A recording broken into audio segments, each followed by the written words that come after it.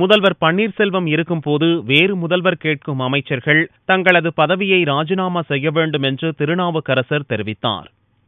தமிழக காங்கிரஸ் தலைவர் திருநாவுக்கரசர் சென்னை விமான நிலையத்தில் செய்தியாளர்களை சந்தித்தார்.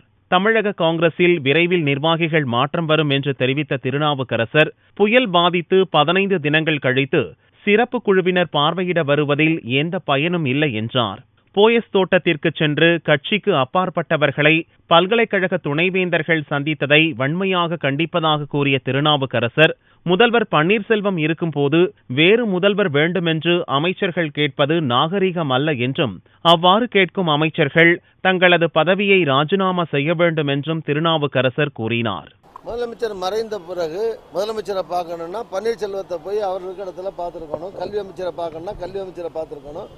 இவங்கெல்லாம் என்ன பார்ட்டி ஆட்களா? வைஸ் சான்சலர்ஸ்லாம் எதுக்காக அங்கே போகிறாங்க? எதுக்காக போய் காத்துட்டு கிடக்குறாங்க? இன்னொரு விஷயம், முதலமைச்சர் எம்எல்ஏக்கள்லாம் கூடி ஒரு பன்னீர்செல்வத்தை தேர்ந்தெடுத்தாச்சு. அப்போ அவர் கூட இருக்கிற அமைச்சர்கள் தொலைக்காட்சிகளில், பல்வேறு தொலைக்காட்சிகளில் அவர் பன்னீர்செல்வம் மாற்றப்படணும்னா அவங்க எம்எல்ஏக்கள் கூடி, பெரும்பான்மை எம்எல்ஏக்கள் கூடி பன்னீர்செல்வத்தை தேர்வு செய்யலாம். அது வேறு விஷயம். அவர் வச்சுக்கிறது, மாற்றுவது அந்த கட்சியினுடைய விருப்பம், கட்சியில் இருக்கக்கூடிய பெரும்பான்மை எம்எல்ஏக்கள் எடுக்க வேண்டிய முடிவு. அதற்குள்ள இருக்கிற மந்திரிகள், அமைச்சர்கள்ங்கிற முறையில் கூட்டு பொறுப்பு இருக்குது.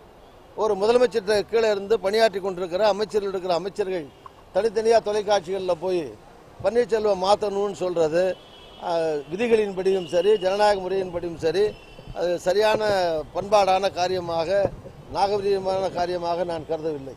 எம்எல்ஏக்கள் கூடி யாரை வேணாலும் தேர்ந்தெடுக்கலாம், அது அவங்களுடைய சொந்த விஷயம். அதில் நான் தலையிட விரும்பலை. ஏற்கனவே தலையெடுத்த முதலமைச்சர் கீழே இருக்கிற அமைச்சர்கள் அவரை பிடிக்கலைன்னா அந்த அமைச்சர்கள் உடனே ராஜினாமா பண்ணிட்டு வெளியே போகணும்.